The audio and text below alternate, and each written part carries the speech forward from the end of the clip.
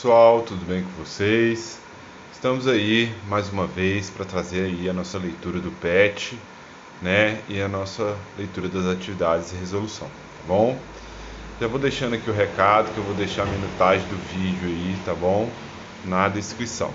Nós estamos aí na nossa semana 1 do PET 4, tá? O último PET do ano, se tudo der certo aí. Ano que vem não teremos PET, já seremos totalmente presencial, ok? Vamos lá, na semana 1 a gente vai estar olhando o nosso tema, tá? Já focar logo, é identidade nas perspectivas sociológicas, tá bom? Quais são as habilidades aí, né? Analisar as situações da vida cotidiana, estilos de vida, valores, condutas, desnaturalizando e problematizando formas de desigualdade, preconceito, intolerância e discriminação, e identificar ações que promovam os direitos humanos e a solidariedade e o respeito às diferenças e às liberdades individuais. Vamos lá. Aí, ó, conteúdos relacionados, né? Já para deixar sacado aí para vocês, identidade e socialização, beleza? As disciplinas que a gente tem ligação, como sempre, né? Filosofia, geografia e história, tá bom? O tema é identidade. Então, vamos lá, né? Vamos começar aqui com essa tirinha da Mafalda, que é muito boa, eu gosto muito da Mafalda, tá, gente? Sempre com as sacadas muito legais. Muito legais. Use, compre, beba, coma, prove. Ei, o que eles pensam que nós somos? O que nós somos? Os malditos sabem quem nós ainda não sabemos? Olha só, já tem a sacada. Eles já sabem que a gente não sabe quem a gente é? Olha só. E a Mafalda? Vamos lá, vamos para a nossa matéria. O que vocês acharam aí dessa tirinha da nossa querida Mafalda? Vamos lá. Para iniciarmos a discussão, temos como provocação a tirinha ao lado. Nela, a personagem Mafalda nos indaga sobre quem nós somos. Esse questionamento é comum em muitas fases da nossa vida, das nossas vidas, principalmente na adolescência, e isso se intensifica ainda mais quando somos confrontados por meios externos, sejam pessoas que convivem conosco ou até mesmo pelos estímulos midiáticos, como mostrou na nossa colega Mafalda. Aí, né, gente, pra gente pensar, né, a Mafalda trouxe o que a televisão, o que o mercado, o capital, né, quer da gente, quer que a gente compre, quer que nós comemos, quer que nós usemos, que a gente prove, que a gente beba, sempre assim, né? Você é alguém se você usar algo, se você beber algo, ou você comer determinada coisa, ou se você morar em determinado lugar, entendeu? Essa é a questão ali. E você? Como você pensa a sua identidade? Como você se pensa? Galera, como vocês se pensam, hein? Como você se pensa? Qual que é a sua ideia de você? Como ela é construída? Como que a gente constrói nessa identidade? Como é que faz? Me explica. Tem essa dúvida, né, gente? Já parou para pensar sobre isso? A sociologia também busca explicar a nossa constituição como indivíduos, pois ao entender como somos, podemos compreender como seremos em sociedade. Não é, pessoal? Se a gente compreender como cada um pensa, né, como as pessoas pensam, provavelmente, né, a gente vai começar a compreender como são as atitudes em sociedade, como nós vivemos em sociedade. Primeiramente, é preciso entender que a identidade não faz parte dos indivíduos quando nascem. Ela é construída socialmente a partir do meio no qual as pessoas vivem. Ou seja, precisamos entender que estamos inseridos em uma cultura e que há elementos culturais que vão nos influenciar. Aí, pessoal, aquela velha questão básica, né? Para a sociologia, né? Tudo é socialmente construído. Nada, a gente não nasce com nada inato a gente, nenhum dom, nem nada. Tudo nos é ensinado, né? E tudo nós aprendemos, ou por assimilação, ou por qualquer forma, por a gente ficar vendo, ou de onde pessoas chegarem nos ensinar mesmo, tá bom? Vamos lá. Por exemplo, nossos gostos por determinado estilos musicais, comidas, livros, esporte e até mesmo pela forma como estabelecemos nossas relações interpessoais, como você se relaciona com as outras pessoas, e intrapessoais, como você lida consigo mesmo, não é? Como a gente se vê, como a gente se relaciona, né? Eu gosto de ir pro pagode com meus amigos, eu gosto de jogar bola. Quando eu estou sozinho, eu gosto de ler. Eu sou uma pessoa leitora, eu não sou. Eu gosto de sambar, eu gosto de escutar rap, eu gosto de escutar reggae, sertanejo universitário que rola muito, né? Também construímos nossa identidade a partir de elementos físicos, seja a partir das nossas características fenotípicas ou em relação ao nosso gênero, né, gente? Aí a gente vê muito aí, por exemplo, a questão do Black Power, né, das mulheres negras, dos homens negros. Isso é construção da identidade, né, gente? Essa é uma questão muito forte para a população negra, né? A construção da identidade, a valorização dos seus cabelos naturais, né, gente? Isso aí está muito ligado com o que a gente vai estudar hoje, tá bom? E nas questões de gênero, né, a gente tem aí as pessoas transgêneros, né? Que é os travestis que desejam se vestir com a forma com a forma que querem, né? E muitas pessoas, né, tentam bater nisso aí que não devem. Mulheres também que desejam usar roupas às vezes curtas, têm a vontade e são julgadas, né? Isso faz parte do processo identitário, né?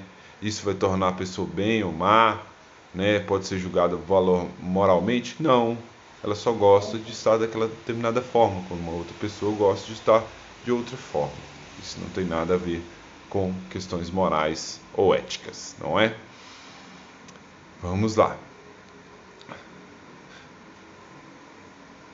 Apesar de entendermos que a construção da identidade é algo complexo, devemos entender que essa construção parte de um ponto: o processo de socialização, como já vimos lá desde a primeira semana, né, gente, desse ano. O processo de socialização é essencial para a gente entender isso aí. Segundo os sociólogos Peter Berg e Thomas Luckmann, um indivíduo não nasce membro da sociedade.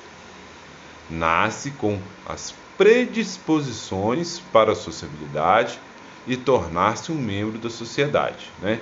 Você não já nasce sabendo as coisas, como viver em sociedade. Você nasce com o cérebro lá que te dá a capacidade de aprender, né, gente? Você nasce com a boca, ouvido, olhos, né, para enxergar e assimilar. Você tem as predisposições. Você é um ser humano, você está numa sociedade humana, isso tudo colabora. Entendeu, gente? Mas você não nasce sabendo nada, tá bom? Essa é a grande questão, né? Vamos seguir. Sociedade. Ou seja, o indivíduo, quando nasce, precisará aprender como os membros da sociedade em que ele vive agem. Isso se dará pelo processo de socialização. Mas esse processo não se dá, a princípio, de forma consciente, pois os indivíduos, quando nascem, ainda não desenvolveram a capacidade de reflexão. Para a sociologia, a socialização significa transmissão, assimilação de padrões de comportamento, normas, valores e crenças, bem como o desenvolvimento de atitudes e sentimentos coletivos pela comunicação simbólica.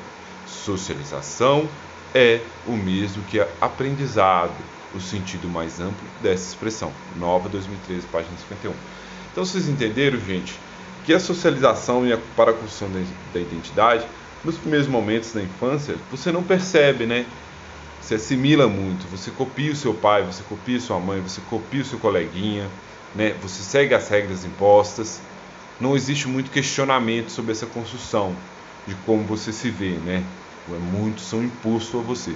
Mas conforme a gente vai crescendo, né? A nossa capacidade de raciocinar, né, e analisar as situações sociais vão acontecendo, nós podemos mudar os nossos gostos e as nossas atitudes e a nossa identidade. Bom?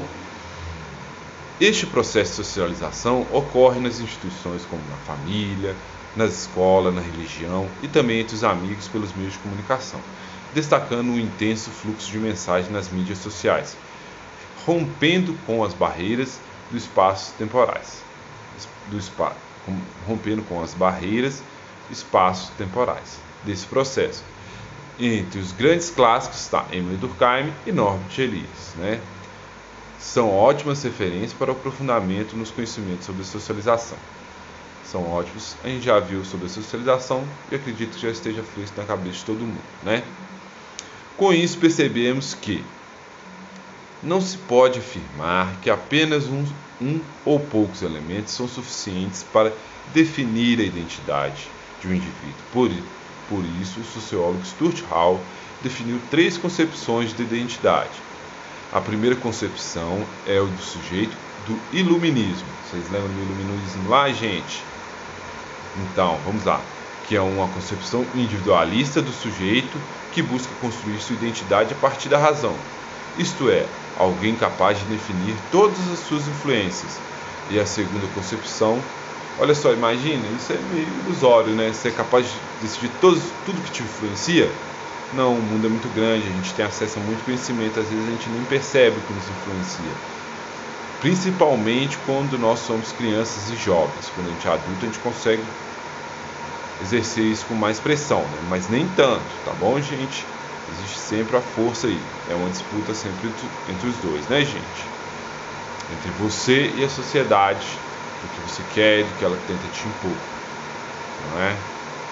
Aí a concepção do sujeito sociológico, que parte da relação das pessoas com o meio em que vivem, no qual é totalmente influenciado por ele.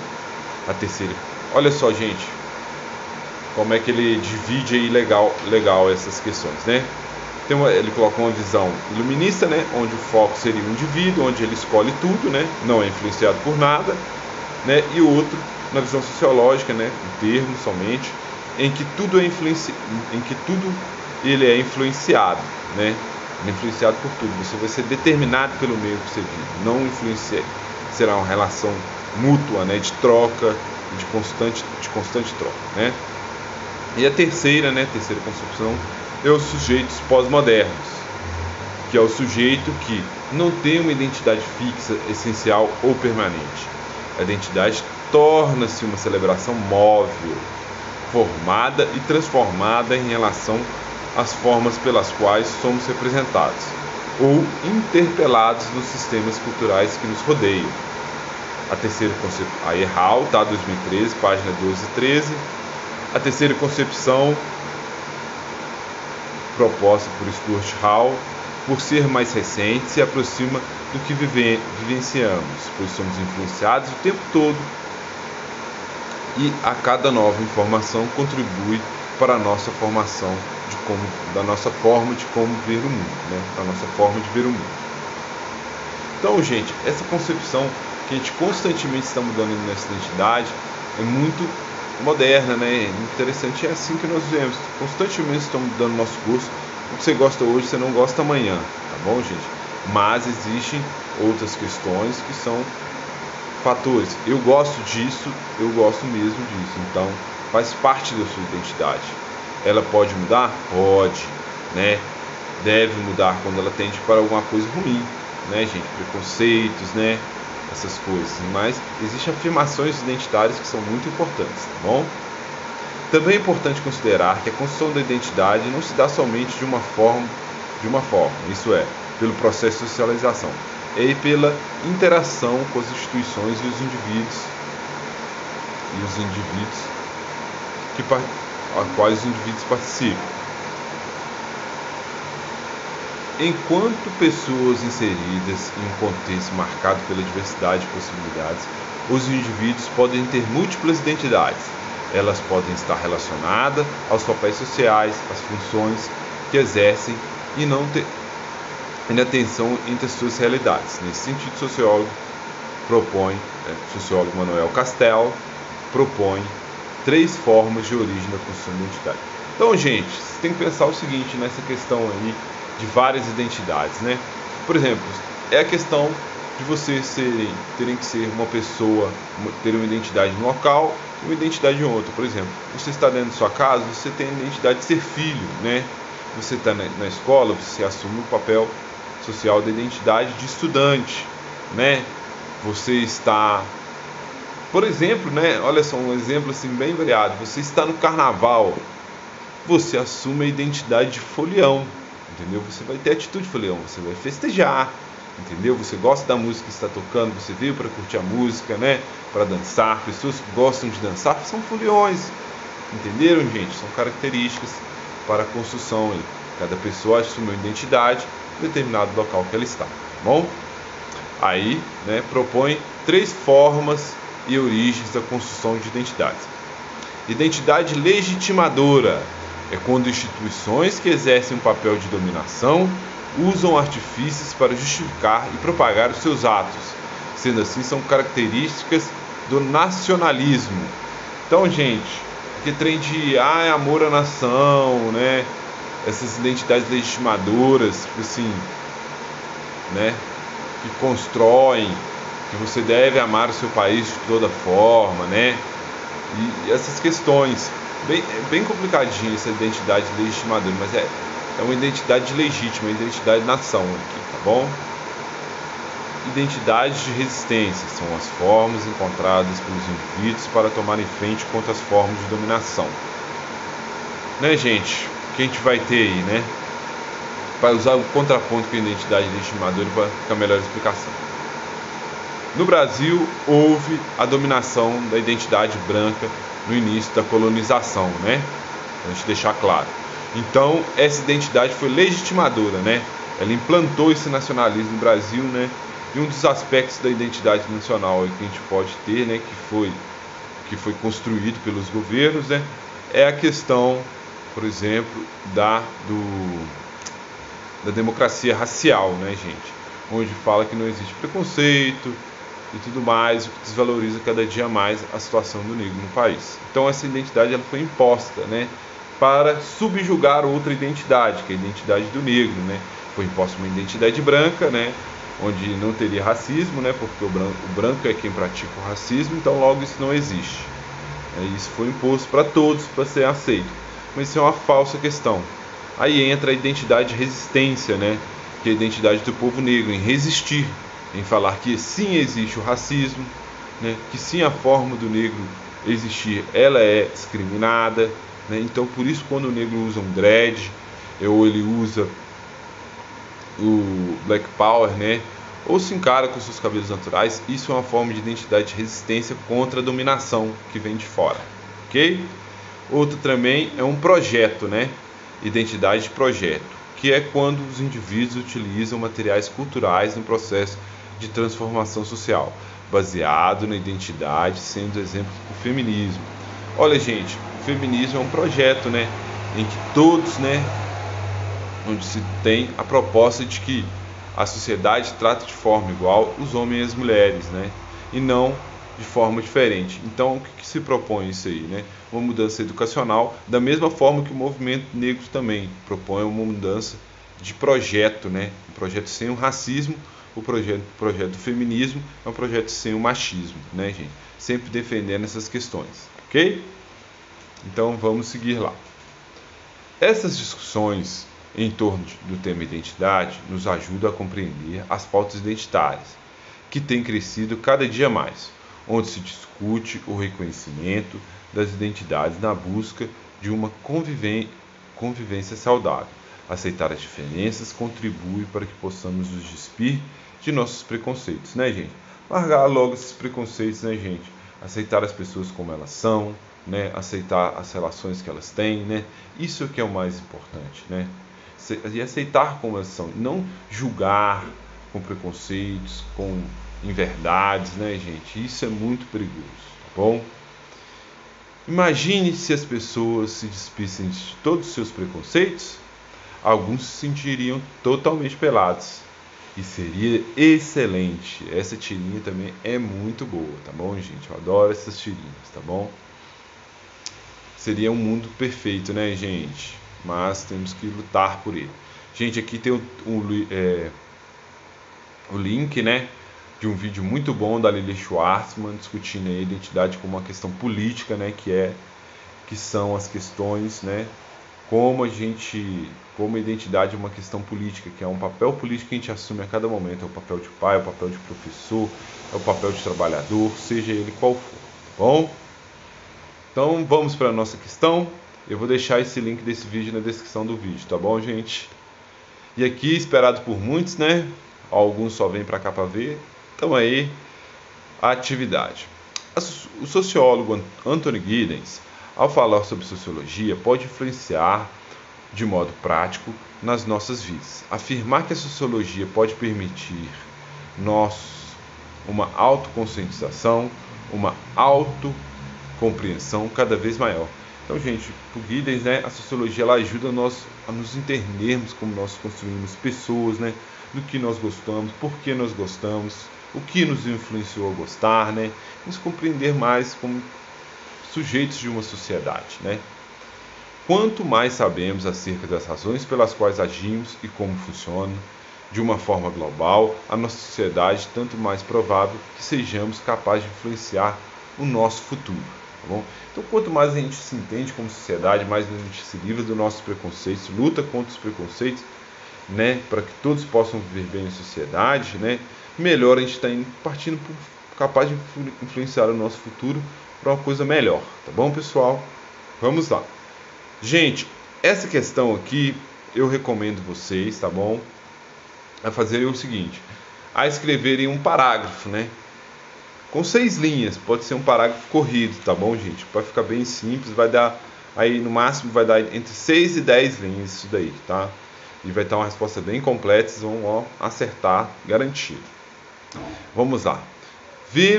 Vemos que pensar a identidade na perspectiva sociológica é tornar consciente os nossos processos na sociedade, ou seja, a nossa motivação para agir em várias situações. Assim, vamos fazer um exercício de reflexão, treinando o nosso olhar sociológico, é lógico, né, gente? Isso aqui é aula de sociologia, puxa vida. Então, vamos lá. Primeiro momento, pense em algo que você gosta muito, comida, música, esporte ou dança. Então, vamos lá, ó. Eu gosto muito de comer hambúrguer, eu gosto muito de rap. Qual esporte que eu gosto? Eu gosto muito de jogar bola. Jogar bola é legal pra caramba. Uma dança. Eu gosto de dançar funk com meus amigos na balada. Olha só que legal. Vamos lá. Aqui a gente se diverte.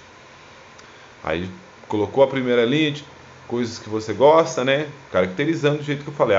Você pode gostar de muitas outras comidas. Você pode gostar de pastel, né? Você pode gostar de sertanejo. Você pode gostar de jogar vôlei. E você pode gostar de dançar forró.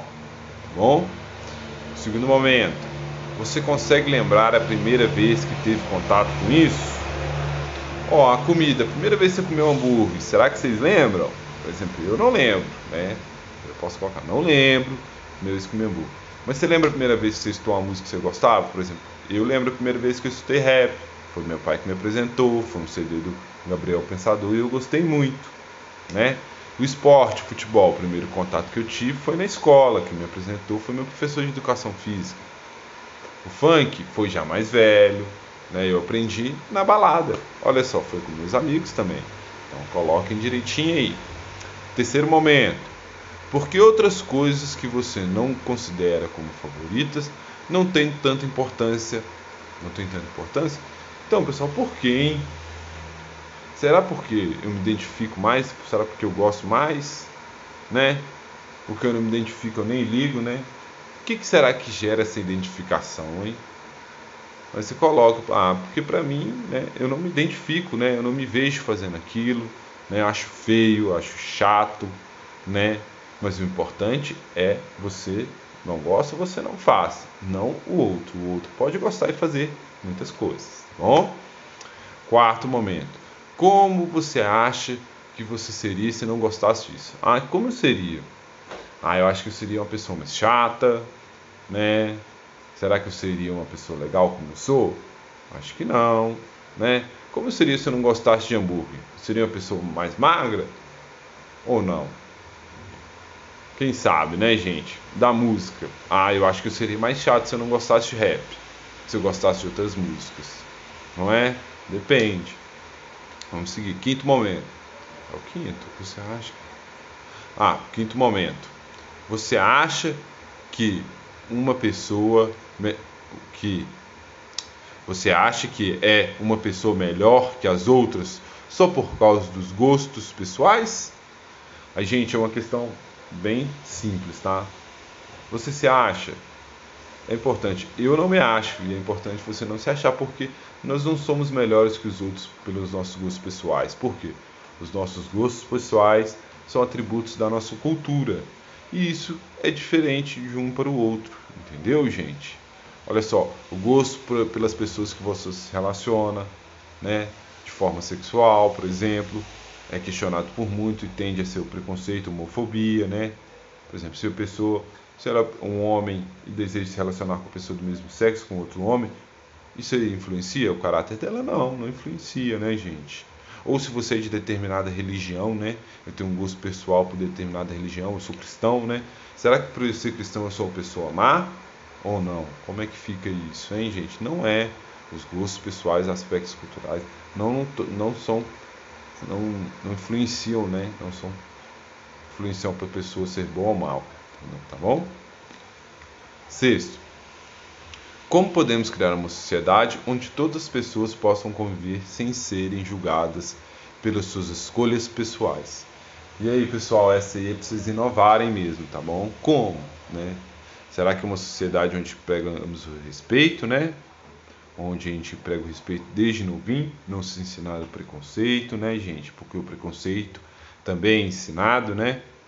O que a gente deve fazer? Lutar contra o preconceito e ensinar para os mais novos, né?